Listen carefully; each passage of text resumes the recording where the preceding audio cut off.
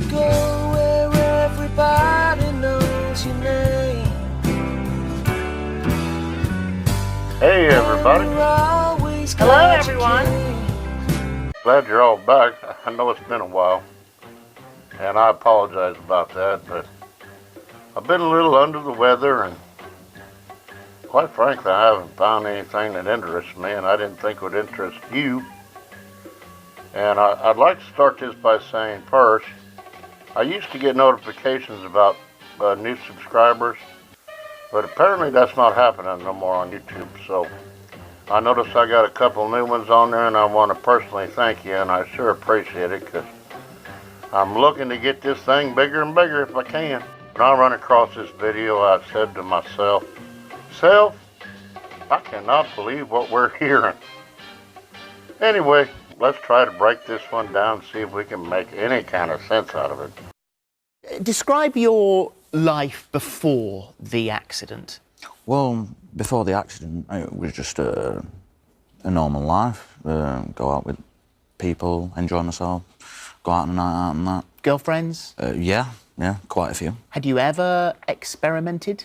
When I was 16 or 17, I was a little curious, and there was a lad that I knew that was gay. Right. I started kissing him and that, but then I turned around and said, no, this isn't for me. Okay, so then you continued your life, and like you said, you had a girlfriend, you were with other girls. So after this accident, then, so you were hospitalised for a month, and they told you you'd never fully recover and that you'd have to take these painkillers.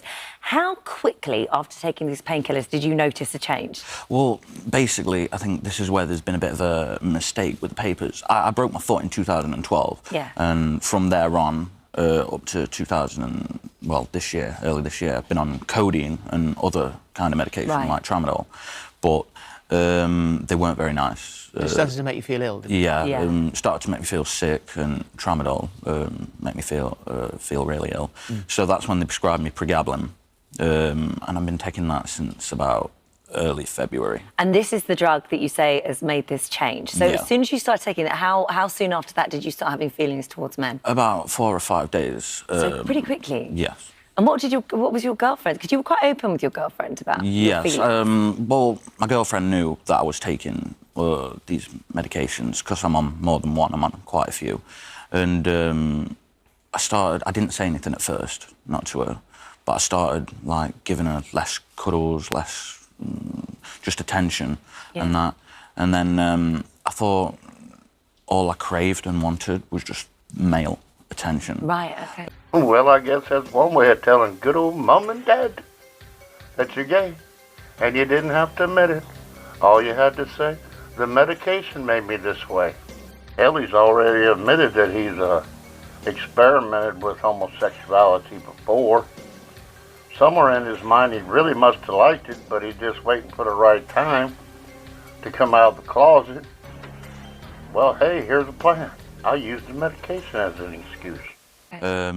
So I thought it was a bit weird. So I just stopped all medication, everything. You sort of did an experiment, really, just to see whether or not... I just stopped everything, just in case. And as soon as that happened and I stopped taking it, my sexual attraction towards my ex-girlfriend went back up. Yeah, I was just more intimate with her, more cuddly with her, and just everything normal. But then the pain started building up in my foot. So I thought, well, I'm going to start taking all my painkillers again. And you say now that, obviously you've broken up with your girlfriend because you've decided to stay on the painkillers, and that you would fight anyone who said they were going to take them off you now, because this is the life that you actually want. I'm really happy now I'm on it, and I know now. The fear is that if I stop taking it, I start going back to how I was. Yeah. But I wouldn't want to do that. I think that... Now, I don't know about any of you, but I don't think I'm buying any of this shit. Well, let's examine this. First of all, he said it only took him 4 or 5 days to realize all he wanted to be with was a man and lay the pipe. Next he says, well, I decided to go completely off all the medication. And miraculously, there it was. he was all lovey-dovey again with his wonderful little hair pie. Then he decided the pain came back, so he was going to get back on all of his medication. And miraculously again, all he wanted to do is be with a man and lay the pipe. So you telling me, any of you that you're actually buying this shit, hell, I know you're not. Then he says, I decided I like it this way. And I don't want it to end. Well, that sounds a little bisectional to me.